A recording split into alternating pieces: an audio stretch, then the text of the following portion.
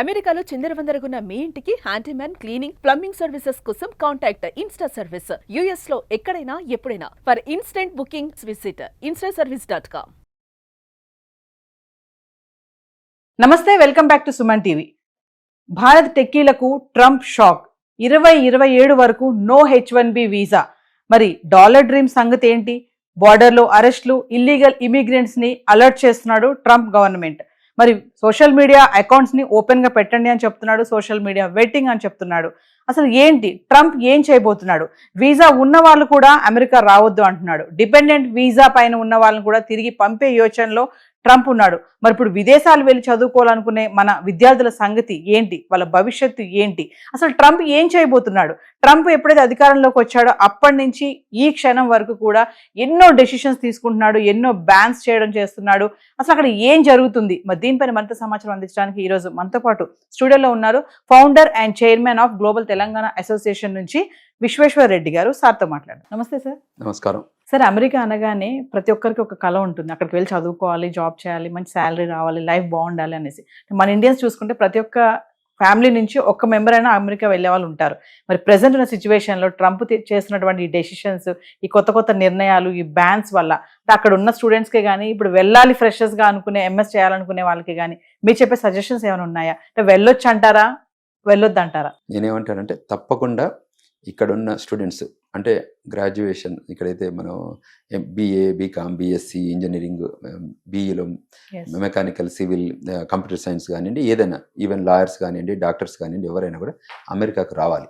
అంటే అమెరికానే కాకుండా ప్రపంచంలో ప్రతి దేశంకి వాళ్ళకున్న ఇంట్రెస్ట్ని బట్టి కొన్ని మెకానికల్ సైడ్ కానివ్వండి, ఆటోమొబైల్ సైడ్ కానీ కొందరు యూరోప్కి వెళ్తుంటారు, కొందరు కంప్యూటర్ సైన్స్ టెక్నాలజీ సైడ్ యూఎస్కి వస్తుంటారు. వేరియస్ సెక్టర్లో ఉన్న వాళ్ళు వేరియస్ కంట్రీస్కి వెళ్తుంటారు. కొందరు ఆస్ట్రేలియా వెళ్ళే వాళ్ళు ఉంటారు చదువుకోవడానికి, రీసెర్చ్ చేయడానికి కానివ్వండి, న్యూజిలాండ్ కానివ్వండి. అంటే యూ పిక్ ఇట్ ఎనీ కంట్రీకి మీరు వెళ్ళొచ్చు. మేమేమైనా రిక్వెస్ట్ చేస్తున్నామంటే అందరికి కూడా వెళ్ళండి, ప్రతి కంట్రీకి వెళ్ళండి మీరు. ఎందుకంటే world become a global village today.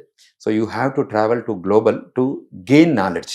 అంటే ఎడ్యుకేషన్ కానివ్వండి, రీసెర్చ్ ఫెసిలిటీ కానీ, పేటెంట్స్ కానివ్వండి, ఇవన్నీ నేర్చుకోవాలి. సో ఇంకా ఇప్పుడు ఇక్కడున్న ఏదైతే గ్యాప్ ఉందో, అంటే ఇండియాకి యూఎస్కి ఉన్న గ్యాప్ ఏంటనుకోండి, రీసెర్చ్ ఫెసిలిటీస్ ఎక్కువ ఉన్నాయి కాబట్టి మన వాళ్ళు అక్కడ వెళ్ళి మంచిగా చదువుకోవాలని, హైయర్ స్టడీస్ అక్కడ వెళ్ళి చదువుకోవాలని, అక్కడికి వెళ్ళడంతో ఏంటంటే గ్లోబల్ ఎక్స్పోజర్ వస్తుంది. ఎందుకంటే వరల్డ్ వైడ్ ఉన్న వేరియస్ కంట్రీస్ స్టూడెంట్స్ కూడా అక్కడికి రావడం వల్ల మీరు కూడా exchanging of culture, exchanging of knowledge, exchanging of technology అదంతా కూడా రావడానికి ఆస్కారం ఉంటుంది. సో అంచేత అటువంటి ఐడియాలజీ ఉండాలనేది ఎక్స్పెక్ట్ చేస్తాం. సో మేము అందరికి కూడా స్టూడెంట్స్కి అందరికంటే మీరు తప్పకుండా అమెరికా రావాలి. H1B వర్కర్ కూడా అక్కడికి రావాలి. ఎందుకంటే అక్కడ ఉన్న అడ్వాన్స్డ్ ఫెసిలిటీస్ కానివ్వండి, అడ్వాన్స్డ్ కార్పొరేషన్స్ కానివ్వండి, పెద్ద పెద్ద కంపెనీలో పనిచేయడం వల్ల మీకు గ్లోబల్ ఎక్స్పోజర్ వస్తుంది. తర్వాత మీ నెట్వర్కింగ్ స్కిల్స్ కానివ్వండి, ఇవన్నీ పెరగడానికి ఆస్కారం ఉంటుంది.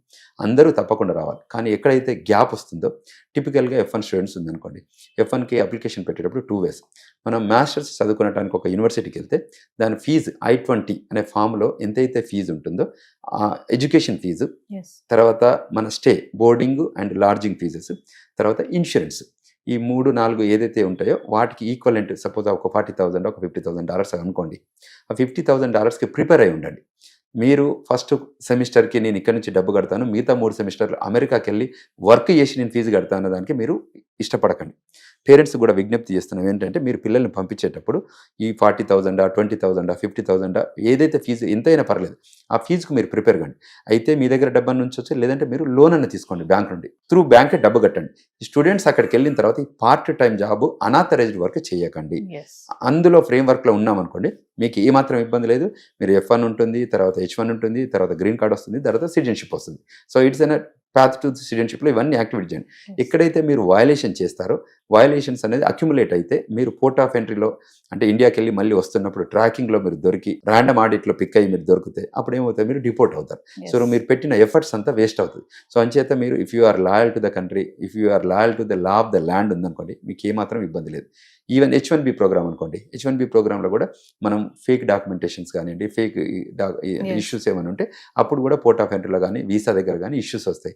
Otherwise if you have a proper documentation, proper thing ఉంటే మీకు ఏమాత్రం ఇబ్బంది ఉండదు. అంటే కొంతమంది ఇక్కడ నుంచి వెళ్ళే వాళ్ళు కన్సల్టెన్సీస్ ద్వారా కూడా వెళ్తూ ఉంటారు కదా, అక్కడ కూడా ఏమైనా స్కామ్స్ జరుగుతాయా? అంటే స్కామ్స్ జరిగితే ట్రాక్ చేయాలి. అంటే ఇప్పుడు నేను స్కామ్ చేసేలాగా ఎవరైనా ఆర్గనైజేషన్ ముందుకు వచ్చిందని చెప్పామనుకోండి, మన జాబ్ మనం ఇప్పుడు we are not kids, we need to do the due diligence, evaluate చేసుకోవాలి, సజెషన్ తీసుకోవాలి. ఇప్పుడు మేము ఉన్నాం కదా, we are there to help them.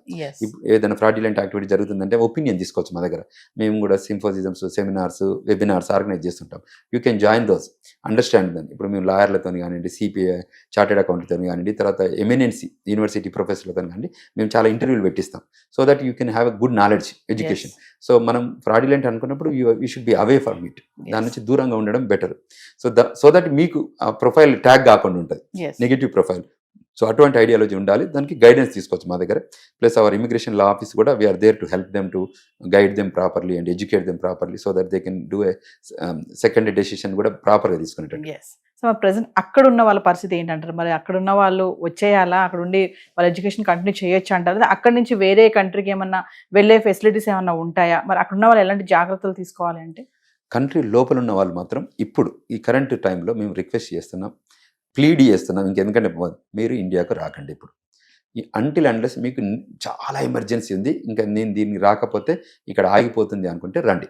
But otherwise మేము అక్కడే స్టే చేయమంటున్నాం. ఎందుకంటే ఇప్పుడున్న అమెరికన్ ఇమిగ్రేషన్ ట్రెండ్స్ని బట్టి. So we are requesting the stay back in the country. ఎందుకంటే జాబ్ ఉన్న వాళ్ళు జాబ్లో ఉండండి, పనిచేస్తూ ఉండండి. స్టూడెంట్ ఉన్న వాళ్ళు చదువుకోండి, తర్వాత ఓపీటీ, స్టెమ్ ఓపీటీ, తర్వాత H1B ప్రోగ్రాంలో ఉండండి.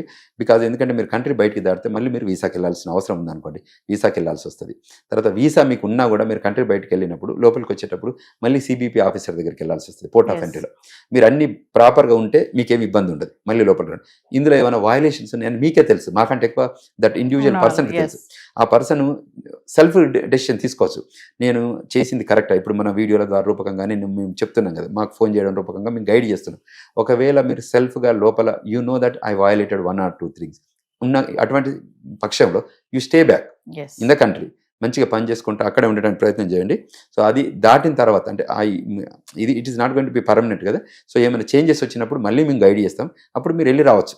అంటే you have entitle, you have right to go in and out of the country. కానీ ఓన్లీ థింగ్ ఏంటంటే ఆ పర్టికులర్ ఇష్యూస్ ఉన్నాయని మీకు తెలిసినప్పుడు మాత్రం జాగ్రత్త పడండి. అమెరికా కాకుండా సార్ మరి వేరే దేశాలు కూడా ఉన్నాయి కదా, అక్కడ కూడా వెళ్ళి మనం ఎంఎస్ చేయొచ్చు కదా, ఎందుకు అమెరికానే వెళ్ళడానికి ఇష్టపడుతూ ఉంటారంటే? అంటే మంచి క్వశ్చన్ అమ్మ ఇది. అంటే వరల్డ్లో ఇప్పుడు మనం ఏదంటే బయట షాపింగ్ వెళ్తుంటాం కదా, బెస్ట్ ఆఫ్ ద బెస్ట్ కొనుక్కోవాలనుకుంటాం, కానీ సెకండ్ థర్డ్ కొనుక్కోవాలని అనుకోం కదా. అంటే టిపికల్ మైండ్ సెట్, అంటే హ్యూమన్ మైండ్ సెట్. మనం సరే దానిలో సెటిలింగ్ సెకండ్ థర్డ్ సెటిల్ అవుతాం, కానీ ఫస్ట్ విజన్ మాత్రం ఎలా ఉంటుంది, గ్లోబల్ విజన్, పెద్దది టాప్. అంటే హిస్టారికల్గా యూఎస్లో రీసెర్చ్ ఫెసిలిటీస్ బాగున్నాయని, అందులో అంటే నాట్ ఓన్లీ యూఎస్, యూరోప్లో కూడా మంచి కాలేజెస్ ఉన్నాయి. అంటే మనం ఎలా చేస్తాం, లండన్ స్కూల్ ఆఫ్ ఎకనామిక్స్, అంటే మీరు ఏ పర్స్యూ చేస్తున్నారు, ఏ ట్రాక్ పర్స్యూ చేస్తున్నారు దాన్ని బట్టి యూనివర్సిటీస్ ఉన్నాయి. మీరు ఎకనామిక్స్ సైడ్ వెళ్తే ఏమంటారు, top of the college London school of economics side అని వెళ్ళమంటారు. బిజినెస్ అనుకోండి, అక్కడ వాటన్ బిజినెస్ స్కూల్ ఉంటుంది, సీడ్ బిజినెస్ స్కూల్ ఉంటుంది. అంటే వేరియస్ కంట్రీలో తర్వాత ఒక్కొక్క ఏరియాకి మనం ఒక ప్రోడక్ట్ ఉంటుంది. చూడండి ఇప్పుడు అమెరికాలో కూడా టెక్నాలజీ ఒక దగ్గర ఉంటుంది, మీకు Big 3 ఆటోమొబైల్ కంపెనీస్ డెట్రాయిట్లో ఉంటుంది. సో అంటే మేము చెప్పింది సిలికాన్ వ్యాలీ కాలిఫోర్నియాలో ఉంటుంది, మరి ఇప్పుడు మీడియం సెంట్రల్ సిలికాన్ వ్యాలీ ఆస్టిన్లో ఉంది, మరి RTP అని రీసెర్చ్ ట్రయాంగిల్ పార్క్ అని రాలీ నార్త్ కెరళైనా ఉంది. సో నేను ఏం చెప్తున్నా అంటే వాళ్ళు వెళ్ళేటప్పుడు people will travel in various. First option అందరిది నెంబర్ 1 అమెరికా. అమెరికా వీసా రాకపోతే కెనడాకి వెళ్తారు, రాకపోతే అంటే టిపికల్ మైండ్ సెట్, రాకపోతే యూరోప్కి వెళ్తారు, ఇంకా రాకపోతే ఆస్ట్రేలియా, న్యూజిలాండ్కి. ఇట్లా అంటే నేను అనేది ఆర్డర్ ఆఫ్ ప్రయారిటీ పెట్టుకుంటారు మనం application. Even with in the university, with in the United states also మనం ఫస్ట్ స్టేట్ యూనివర్సిటీస్ అని పెట్టుకుంటాం, తర్వాత ప్రైవేట్ యూనివర్సిటీ అని పెట్టుకుంటాం. టాప్ ఇప్పుడు టెక్నాలజీ యూనివర్సిటీస్ అనుకోండి, మనం ఒక 10 అప్లికేషన్లు పెట్టాం అనుకోండి, 10లో మనకు పిక్ అయినాయి 5 or 6 అయినాయి అనుకోండి, 6లో కూడా మళ్ళీ మనం చాయిస్ మంచి యూనివర్సిటీ సైడ్ వెళ్తాం కదా. అంటే బెస్ట్ యూనివర్సిటీ ఏంటి, నాకు నీడ్స్ ఏంటి, నాకు కంఫర్ట్ ఉంటుంది, నా ఫైనాన్షియల్కి మ్యాచ్ అవుతుంది అన్న టైపు. గ్లోబల్లీ అందరికీ కంఫర్టబుల్గా ఉన్న best country is America. Plus in the biggest country, అంటే plus 2 India and America both are democratic countries. So వెళ్ళడం ద్వారా ఇప్పుడు కొన్ని కంట్రీలో వాళ్ళకి అంత లిమిటేషన్ ఉండొచ్చు, పాపులేషన్ ఇష్యూస్ ఉండొచ్చు, వాళ్ళకి ఆ ట్రాక్లో ఇష్యూస్ ఉండొచ్చు. ఇక్కడ ఏంటంటే వాళ్ళకి కంట్రీ చాలా పెద్దది, ఎకనామిక్గా బాగా గ్రో అయింది, తర్వాత నెట్వర్క్ ఉంది, తర్వాత ఫ్రెండ్షిప్స్ ఉంటాయి, అసోసియేషన్స్ ఉంటాయి, ఫ్యామిలీస్ ఉన్నాయి, మన వాళ్ళ ముందు వెళ్ళిన ఫ్యామిలీ. అందువల్ల అందరూ అమెరికాకే ప్రిఫర్ చేస్తున్నారు. సో అమెరికాలోనే ఉండటానికే ఇష్టపడతారు because of this comfortable place. ఈ కంట్రీలో ఒక ప్రెసిడెంట్ పొజిషన్ తప్ప మిగతా అన్ని పొజిషన్లు కూడా మనం రన్ చేయొచ్చు పొలిటికల్గా. So that great country.